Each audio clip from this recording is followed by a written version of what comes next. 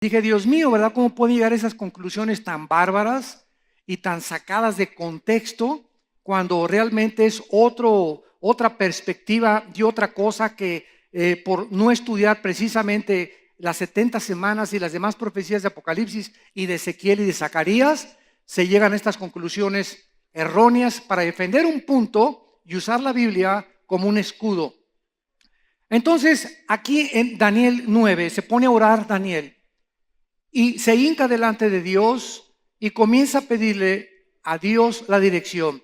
Quiero que vean ustedes los siguientes versículos, porque las 70 semanas de Daniel son exactamente la profecía. Vamos a ver que son 70 semanas de años. Los judíos tenían semanas de 7 días y los judíos tenían semanas de años. De cada 7 años era la Shemitah. Y 7 semanas de 7 años, 7 por 7, 49, era el 50º año, el año del jubileo. En el jubileo se soltaban los presos, se soltaban los esclavos, se soltaban las deudas y todo mundo tenía la oportunidad de iniciar una nueva vida. Entonces, cuando estudiamos la Biblia nos damos cuenta, ¿verdad?, que aquí está hablando de 70 semanas de años, como lo vamos a comprobar. Entonces, Daniel comienza a orar a Dios y dice el versículo 16, oh Señor, conforme a todos tus actos de justicia, apártese ahora tu ira y tu furor de sobre. Esto es importante y es lo que quiero resaltar. Tu ciudad Jerusalén, tu santo monte. Versículo 17. Ahora Dios nuestro, oye la oración de tu siervo y sus ruegos.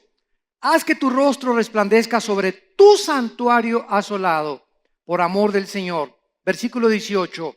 Inclina, oh Dios mío, tu oído y hoy abre tus ojos y mira nuestras desolaciones y la ciudad sobre la cual es invocado tu nombre, etc. Versículo 19. Oye, Señor, perdona, presta oído, hazlo, no tardes, por amor de ti mismo, Dios mío, porque tu nombre es invocado sobre tu ciudad y sobre tu pueblo. Vemos entonces que la profecía de las 70 semanas está relacionada única y exclusivamente con la ciudad de Jerusalén y con el pueblo de Israel. Ahora, de estas 70 semanas, 7 por 7, 49, estamos hablando de 490 años que Dios le da a Israel para terminar con ellos su programa.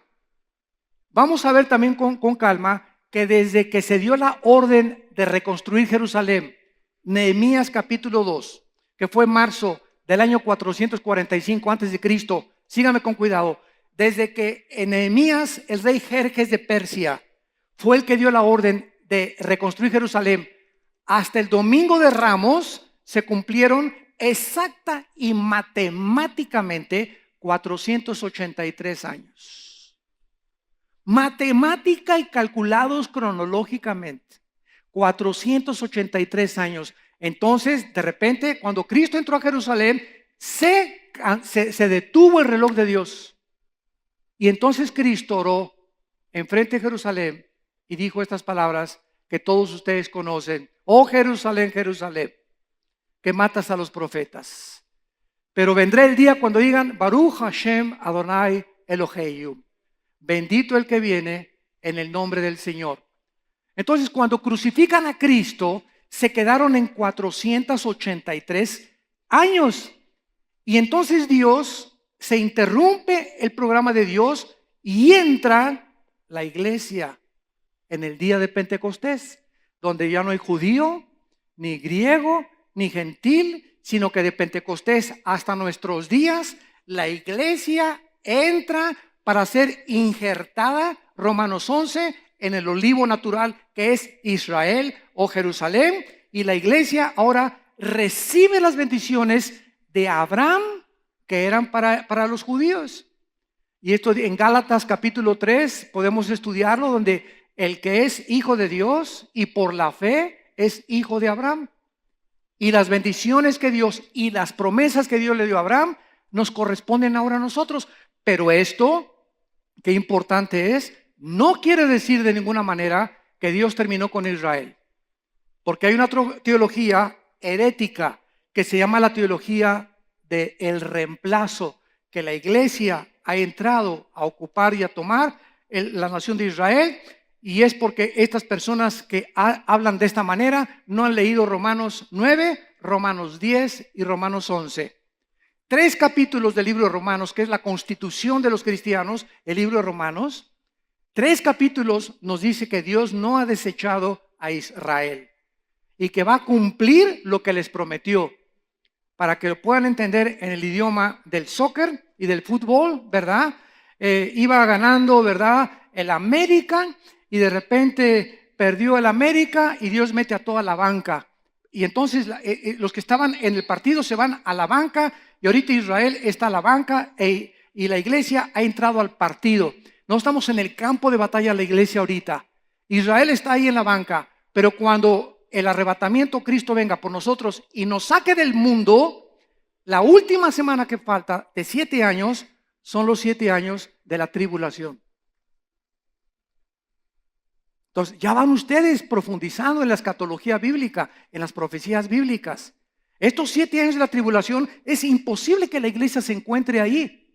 Por eso dice la Biblia en Apocalipsis 7 que Dios va a sellar a 144,000 toluqueños, dice, de Tlalnepantla. 144,000 judíos. Y lo dice específicamente, de cada tribu 12,000.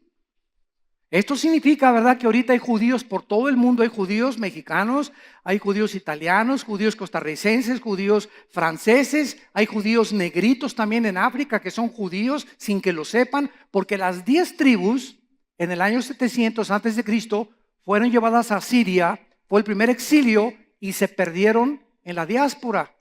Y desde hace 2700 años hasta nuestros días no saben quiénes son judíos y quiénes no son judíos, más que muy pocos, ¿verdad?, los que vienen de Leví y otros que vienen de Cohen, ¿verdad?, que es el sacerdocio que pertenecía a los judíos. De ahí en fuera hay cantidad de judíos mexicanos. Por ejemplo, el apellido Pérez es judío. González, casi todos los EZ tienen ascendencia judía, sin que tú lo sepas, aunque tengas cara de tlacoyo. Como dicen en mi tierra, no, hermano, el que tiene nopal, hermano, pues miras que en los judíos no hay ningún rasgo ni característica, ¿verdad? Hay inditos que no saben ni siquiera que son judíos y que fueron mezclados cuando se mezclaron los judíos en Asiria, se mezclaron con los asirios, se mezclaron con el mundo entero, etcétera, etcétera, y hasta nuestros días no se sabe quién es. Entonces, estos 144,000, dice la Biblia, que van a ser sellados en las frentes. ¿Por qué? Porque cuando nosotros estábamos en la iglesia, somos sellados en el Espíritu. Efesios 1, 13 y 14. Todos los cristianos tenemos el sello del Espíritu Santo, que es invisible. Entre nosotros no nos podemos ver, los demonios nos ven, los ángeles de Dios nos ven. En el mundo espiritual saben quién es cristiano y quién es cristiano, pero los judíos que sean sellados en la tribulación va a ser un sello externo, porque el Espíritu Santo va a trabajar de manera diferente, porque la iglesia ya no está. Y la iglesia es el cuerpo de Cristo. Y al irse la iglesia en el arrebatamiento, ya Dios trabaja por última vez con los judíos. De la banca se ponen el uniforme del América, ¿verdad?, o del Barcelona, y vámonos contra todos los demás. Arriba el Barcelona. Bueno, esta es la forma en la que la Biblia nos muestra, con diferentes ilustraciones del fútbol, o podemos del básquetbol, de lo que sea, cómo está el programa de Dios. Entonces, esta profecía de la semana 70 es tan importante en el estudio del anticristo.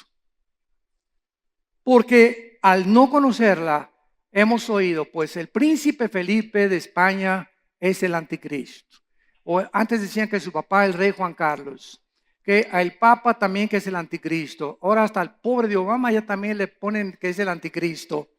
Y han sacado, ¿verdad?, que Gorbachev, el nombre Gorbachev en el hebreo da la suma del 666 y que era el Gorbachev el anticristo, y que porque tenía aquí una marca en la frente Gorbachev, etcétera, etcétera.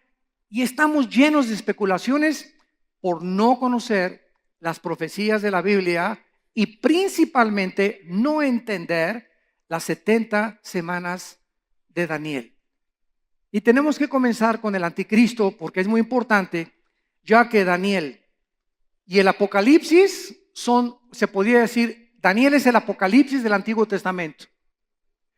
Daniel, el libro de Daniel es el Apocalipsis del Antiguo Testamento y el Apocalipsis es el registro de los juicios apocalípticos y las visiones que tuvo Daniel explicadas.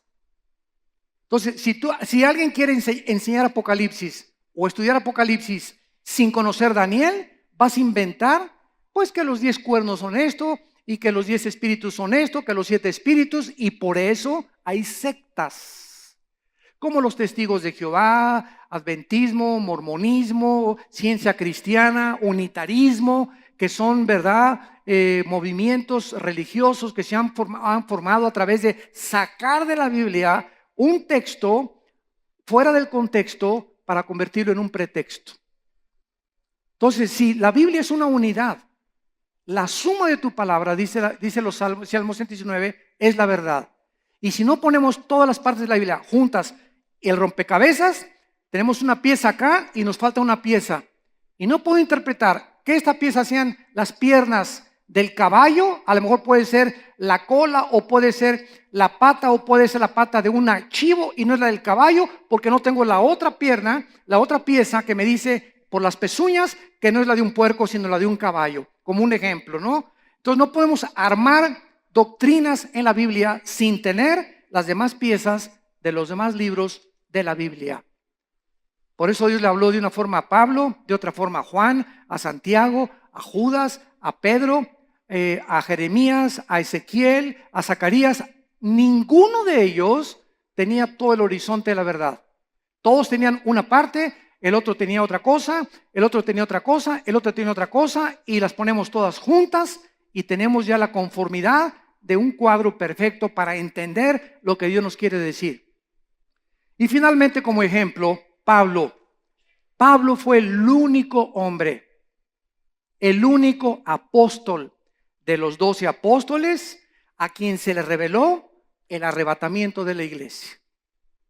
A ningún otro se le reveló que la iglesia iba a ser arrebatada, ni en el Antiguo Testamento estaba, ni en el Nuevo Testamento. Y a Pablo fue al único que se le reveló, Efesios capítulo 3, que la iglesia sería el cuerpo de Cristo. A Pedro se le revela otra cosa, a Juan se le revela lo que es el amor de Dios, a ningún otro se le reveló la profundidad de la definición del amor que Juan tiene en sus cartas, en sus 3 cartas, y en lo que él escribió. Entonces, así entendemos, ¿verdad?, que Dios a cada persona le da sus dones, le da sus talentos. No envidies que el uno canta, el otro no canta, el otro se echa de machincuepas, si tú no te echas de machincuepas, el uno salta la cuerda, el otro no, el otro es trapecista, el otro es ingeniero, el otro es predicador. No envidies, uno habla en lenguas, otro no habla en lenguas. Nunca tratemos de tratar de hacer lo que los demás hacen, porque cada quien tiene sus talentos, cada quien tiene sus capacidades, y a Dios le ha dado a cada quien como a él le ha placido soberanamente. Esto es importante para que entendamos, ¿verdad?, que en Cristo se debe acabar las envidias, la ambición, la avaricia, los celos. Todas estas cosas no pueden existir en el cuerpo de Cristo, porque estarías caminando completamente en la carne. Ahora bien, Daniel fue un joven judío que había sido deportado hacia Babilonia con otros miles de judíos al exilio cuando Nabucodonosor, el emperador de Babilonia, sitia Jerusalén alrededor y incendia todo en el año 605, apúntalo, antes de Cristo. Apunta ahí en Daniel capítulo 1 en tu Biblia, en el año 605, para que sepas que todo eso sucedió. El capítulo 1, cuando Nabucodonosor llega, fue el año 605 antes de Cristo. Llega y arrasa con todos. Ahí Daniel, al llegar a Babilonia, tenía entre 18 y 19 años. Algunos creen que entre 18 y 20 años de edad. Y Daniel se distingue al llegar a Babilonia, llegó a Sodoma y a Gomorra. La moral, la ética, las convicciones no existían en esos tiempos. Las mujeres andaban, ¿verdad?, como se visten ahora, casi semidesnudas. Reinaba por todos lados el hashish, las drogas. Acuérdense que Alejandro el Magno, después de que los persas conquistaron a los babilonios, vinieron los griegos y conquistaron a los persas, y Daniel el Magno, el gran conquistador y el gran jefe militar, distinguido como ningún otro en las milicias, muere en Babilonia de malaria, de homosexualidad y de todas las drogas del pasón, como dicen, del pasonzototote que se dio. Le metió al hashish, le metió a la marihuana, le metió quién sabe qué tantas cosas, se volvió homosexual, con tanto degeneramiento que había en Babilonia, para que nos demos cuenta nada más que Daniel se enfrentó a ese mundo. Y muchos de ustedes jóvenes que nos escuchan ahorita, se están enfrentando a un mundo que yo creo que le ha ganado al de Babilonia. Porque por lo menos, aunque siempre ha existido la homosexualidad, nunca se había institucionalizado. Nunca un gobierno había legalizado que fuera algo permitido y que fueran respaldados legislativamente por un gobierno para aprobarlos, como ahora se está determinando en Estados Unidos, que ya a los jueces se les prohíbe en las actas de matrimonio decir esposo y esposa, señor y señora. Ya se quitó eso de las actas de matrimonio en los Estados Unidos y ahora simplemente, ¿verdad? Hombre, hombre o mujer, mujer. Ya el matrimonio no es entre un hombre y entre una mujer, para que no haya ningún problema con los que se casan hombres con hombres, mujeres con mujeres. Y esto nos muestra que el hombre sin Dios desciende al grado de las bestias. El hombre sin Dios es una bestia. Y lo vemos en la forma de su conducta, en la forma en la que aprueba, en la forma que razona, en la forma que ve el mundo, en la soberbia intelectual que existe por todas partes ahorita, donde ya, ¿verdad? El cristianismo es burlado, la Biblia es burlada, las películas se burlan de todo, ¿verdad? Ahorita todo es completamente sin convicciones. Y Daniel, en el capítulo 1, versículo 8 de su libro, dice la Biblia, y Daniel determinó no contaminarse ni con las cosas que el rey le ofrecía, ni con las mujeres que tenía enfrente de él, ni con las tentaciones. Y cayó de rodillas, me imagino, a esa edad y dijo: Señor, estoy en medio de Sodoma y Gomorra, estoy en medio de un ambiente completamente lleno de tentaciones, pero tú eres más poderoso y más fuerte para sostenerme. Señor, creo que eres tú mi fortaleza, tú eres mi escudo, tú eres mi salvación y solo tú me puedes ayudar a llegar al final de mi carrera sin haberme contaminado. Y Dios honra cuando alguien hace una decisión de este nivel, porque Dios siempre, cuando tú tomas una decisión, ya no quiero los cigarros. Y yo recuerdo cuando yo fumaba, ¿verdad? Antes de cristiano, me acuerdo que llegó el momento, tenía 3 días de haberme convertido, agarré los cigarros, yo me fumaba 1 o 2 diarios o 3 diarios y los eché a la basura y dije: desde este momento ahí se van. No le dije: Señor, quítame el cigarro, quítame la marihuana, quítame aquello, ¿no? Tú tienes que tomar la decisión, y cuando Dios ve que tú tomas el paso y la decisión la tienes tú, Dios te respalda con su poder. Pero nosotros tenemos que tomar la decisión. Entonces no le digas a Dios: quítame lo carnal, ay, quítame las tentaciones, quítame esa mujer que tengo de secretaria con las piernas que tiene, córrela y pon una gordita de secretaria. Si no, estás jugando con el pecado. Quítame las revistas pornográficas y no vas y las quemas, ¿verdad? Y quítame este canal pornográfico cuando lo tienes en tu casa. Entonces, si no entendemos cómo funciona esto, vamos a seguir viviendo engañados, creyendo que somos y no lo somos, por la forma de las convicciones que nosotros vivimos. Las profecías de Daniel, a pesar de todo lo que se profetiza, están llenas de esperanza, porque nos muestran que es un Dios el que está al control de los imperios, de las personas, de las ciudades y de la misma historia. Dios está al control de todo lo que está pasando en el mundo, por más negro que lo veamos. Dios tiene el control detrás de las cortinas, y por alguna razón que muchas veces no nos los revela, se encuentra la impresionante sabiduría de Dios, que después que confiamos en Él, nos dice por qué Él hizo lo que Él hizo. Porque eso es la fe.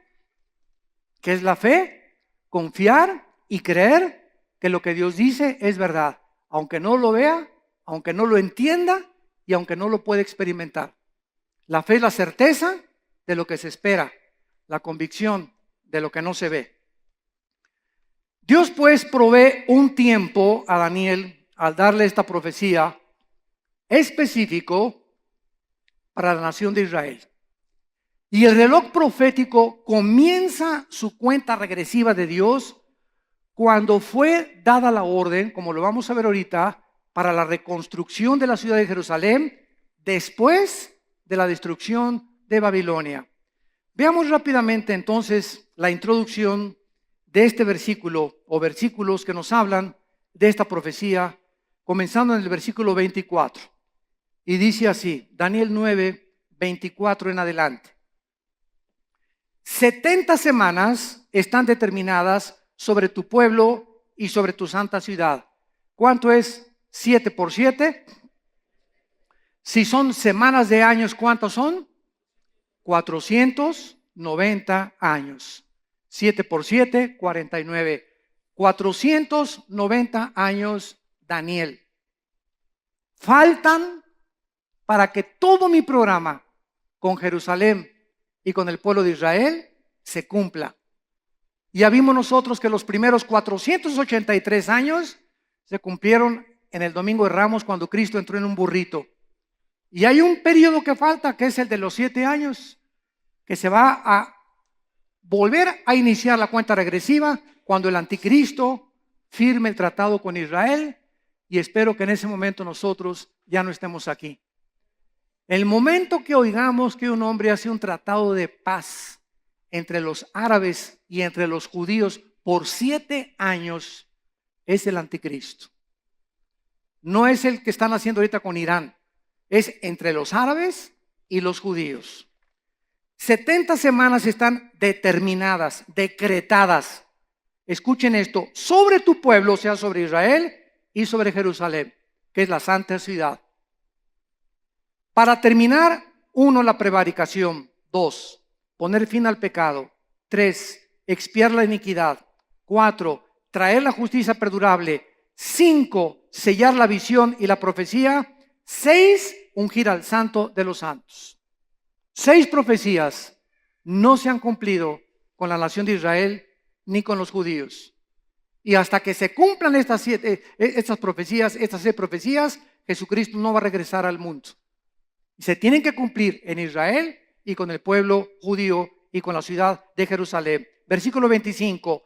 Sabe pues y entiende que desde la salida de la orden para restaurar y edificar a Jerusalén hasta el Mesías príncipe, apúntalo en el margen de tu Biblia, 14 de marzo del año 445 antes de Cristo. 14 de marzo, que es el mes de Nisan, el año 445 antes de Cristo, en Nehemías capítulo 2, versículo 1 al 10, ahí fue cuando se dio la orden por primera vez por un rey persa que le dijo a Nehemías: te doy permiso que regreses y reconstruyan las murallas de Jerusalén. Y todo el libro de Nehemías y de Esdras en el Antiguo Testamento se trata de la forma en la que comenzaron a reconstruir, cómo se detuvo la construcción, los ataques de los judíos para impedir que se reconstruyeran y la forma en la que poco a poco los judíos trataron de hacerlo, hasta que en el año 70 después de Cristo, al crucificar al Mesías, los romanos llegan y arrasan con Jerusalén. Escuchen esto, y desde el año 70 después de Cristo hasta 1948, si tienes calculadora, calcúlale, desde el año 70 después de Cristo hasta el 14 de mayo del 48, casi cerca de 2000 años, los judíos se detuvieron el reloj profético de Dios y los judíos no volvieron a tener templo y hasta ahorita no lo tienen. No volvieron a tener sacerdocio y hasta ahorita no lo tienen. No volvieron a tener adoración, no volvieron a tener el arca. Y en el 48, ante los ojos del mundo, se forma el Estado independiente de Israel. En el 67, en la guerra del 67, llega el general Moshe Dayán, y recuperan Jerusalén y la tienen que devolver.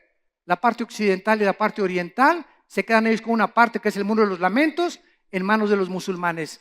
Y donde está ahorita la mezquita de Omar, esa cúpula dorada inmensa al llegar a Jerusalén, que todas las fotos de Jerusalén se ve, en esa cúpula, debajo de esa cúpula, ahí se encuentra el templo judío. ¿Y quién está arriba de él? La mezquita de los musulmanes.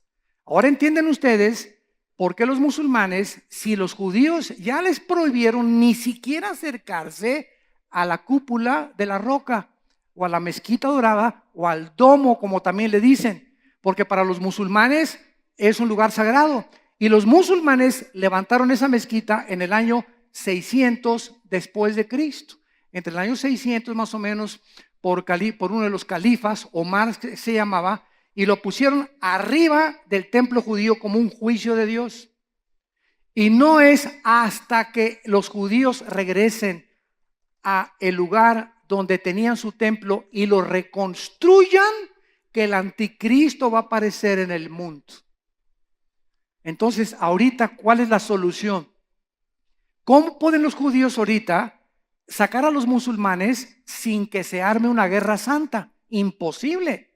Entonces, algo milagroso tiene que suceder para que puedan los judíos regresar a su lugar y se tienen que cumplir las profecías y ellos comiencen otra vez bajo el permiso del anticristo, reanudar sus sacrificios, y a los 3 años y medio el anticristo viola este tratado, sacrifica un cerdo, lo mismo que hizo Antíoco Epífanes en el año 167 antes de Cristo, y de ahí en adelante comienza la gran tribulación, la persecución y el holocausto más grande de la historia contra los judíos y contra los cristianos, que en el tiempo de la tribulación se conviertan después del rapto. Si el arrebatamiento viene hoy en la noche y Cristo nos saca hoy en la noche del mundo y millones de personas desaparecemos, muchos de ustedes van a venir el próximo domingo aquí a la iglesia y no va a estar el pastor Josué ni el pastor Gerardo, no va a estar los hermanos y va a estar medio vacía la iglesia, o a lo mejor nada más se fueron 10.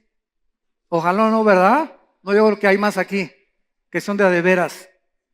Y al ver la desaparición, su mamá ya no está en su casa, los niños chiquitos van a desaparecer, menores de edad, todos los bebés, todos los niños menores, me imagino que de 6, 7 años para arriba, vámonos para el cielo con Dios, porque el reino de Dios, los niños es el reino de Dios, que no tienen todavía el juicio para discernir entre el bien y entre el mal. Y al ver esto, millones de personas que iban a las iglesias y que se decían cristianas, se van a arrepentir y se van a dar cuenta, era verdad. Señor, perdóname, y se van a convertir, pero van a pasar la gran tribulación y muchos serán muertos por el anticristo o por las leyes que va a dictaminar en muchas naciones del mundo. Muy bien, vemos nosotros entonces en el versículo 25 que desde que se diera la orden para restaurar y edificar Jerusalén hasta el Mesías príncipe, o sea, hasta la venida de Cristo, habría 7 semanas y 62 semanas, que son exactamente 67 semanas, que son 483 años. Y se volverá a edificar la plaza y el muro en tiempos angustiosos. Y después de las 62 semanas se quitará la vida al Mesías, mas no por sí, y el pueblo de un príncipe que ha de venir destruirá la ciudad y el santuario, y su fin será con inundación, y hasta el fin de la guerra durarán las devastaciones. Y por otra semana, esta semana es la semana o los 7 años que faltan de la tribulación. Y por eso se llama, lo vamos a ver después, por mismo Cristo, la tribulación como nunca antes había existido. Por otra semana confirmará el pacto, está hablando del príncipe que ha de venir, que es el anticristo, confirmará el pacto con muchos, y a la mitad de la semana, o sea, a los 3 años y medio, ya que el anticristo tenga 3 años y medio de paz, y las naciones hayan, no hombre, este hombre que bárbaro los milagros que ha hecho, quitó la pobreza, unió a los judíos con los árabes, no hay guerras en el Medio Oriente, este es el Mesías, Heil Hitler. Volverán otra vez a adorar a un falso dictador disfrazado, ¿verdad? El mismo diablo en persona disfrazado de un Salvador y de un Mesías. Y al cumplirse los 3 años y medio, dice, después de que confirme el pacto, a la mitad de la semana, entonces dice la Biblia, hará cesar el sacrificio y la ofrenda. Se los va a sacar del templo, él se mete en el templo, segunda de Tesalonicenses capítulo 2 del 4 al 7, sacrifica un cerdo y el anticristo se declara Dios. Y de aquí en adelante no hay ninguna religión más que la mía y la del falso profeta, porque el falso profeta, Apocalipsis 13, va a ser un líder religioso con su centro en Roma. El líder religioso, el falso profeta, va a ser un líder religioso con el líder político, que es el anticristo. Vean esto, se va a unir la política con la religión para el inicio del gobierno del mundo. Qué interesante está esto, porque cuando crucifican a Cristo, fueron 2 poderes y 2 espíritus los que estuvieron involucrados en la muerte del Mesías, el Jesús, el Cristo. El poder de Roma, que era el poder político en aquellos tiempos, y el poder religioso, los judíos de Israel. Los judíos de Israel, el poder religioso, el espíritu de religión, se impuso sobre Pilato, que representaba el poder político, y Pilato dijo, yo no tengo nada que ver con este hombre. No. La presión del movimiento religioso pudo más que el político, y el poder político entrega al poder religioso a Cristo, y el poder religioso lo crucifica en una cruz. Siempre de acuerdo a la historia de la sociología, o de la antropología, o del estudio del ser humano, los políticos necesitan el poder religioso para los votos. En el país donde domina la religión es el partido que gana, porque es precisamente los votos de la religión que es la mayoritaria, porque siempre han trabajado juntos la política con la religión. La política necesita a la religión necesita a la política. Y cuando venimos al cristianismo, nos damos cuenta que como el cristianismo no es una religión, entonces tanto los religiosos como el poder político persiguen a los seguidores del Mesías Jesucristo. Y la historia se vuelve a repetir. Pero lo interesante del caso es que cuando el anticristo se una con este líder religioso de Roma para que lo ayude a conquistar Europa y el Medio Oriente, se van a unir los dos. Y cuando el anticristo conquiste el mundo, él va a quemar Roma. Apocalipsis capítulo 17. Y ahí lo dice claramente, es la ciudad que gobierna sobre los reyes de la tierra, que está vestido de oro y de púrpura, y que se encontró en ella la sangre de todos los santos de toda la historia. Entonces, la historia está clarísima en la Biblia, para que el que quiera verla, la quiera ver. El que no la quiera ver, que se esconda detrás de la mentira, ese es tu problema. Pero si quieres ver la luz y quieres ver la verdad, la vas a encontrar con la guía del Espíritu Santo. Muy bien. Entonces, después de estas 62 semanas, regresamos, ¿verdad?, aquí a Daniel 9 y nos damos cuenta que se quitaría la vida al Mesías. Y en penúltimo lugar, vemos nosotros en el versículo 26 lo que se tenía que cumplir antes. Versículo 26 de Daniel 9. Se quitará la vida al Mesías, o sea, antes de que la profecía 70 de Daniel se termine de cumplir. Número 1, el Mesías moriría. Y se cumplió exactamente casi 500 años después de que Daniel escribió esto, cuando Cristo entra el domingo de Ramos y a los 4 o 5 días lo crucifican. Número 2, y el pueblo de un príncipe que ha de venir destruirá la ciudad. Número 2, Jerusalén tendría que ser destruida. ¿Cuándo se cumplió esto? En el año 70 después de Cristo, cuando Vespasiano, el emperador de Roma, mandó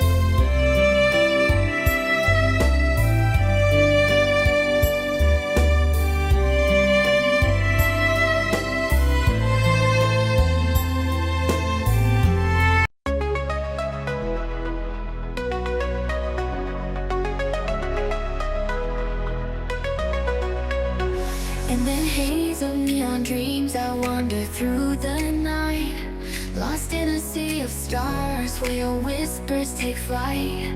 Electrified emotions, they dance around my heart, in this digital garden where we never have to part. Shadows blend with colors as the beat sets me free. Every note a memory, every rhythm you and me. Echoes of you in synth waves, feel you near in a pulsing haze. It's such a world where we collide. You lost the rhythm in my mind, in my mind.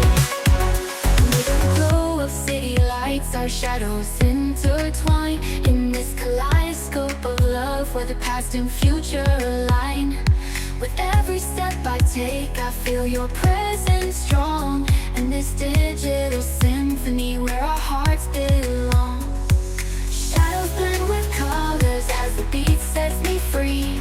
Every note a memory, every rhythm you and me. Echoes of you in synth waves, feel you near in a pulsing haze. It's such a world where we collide. You lost the rhythm in my mind, in my mind. And in silence between the beats I find your voice.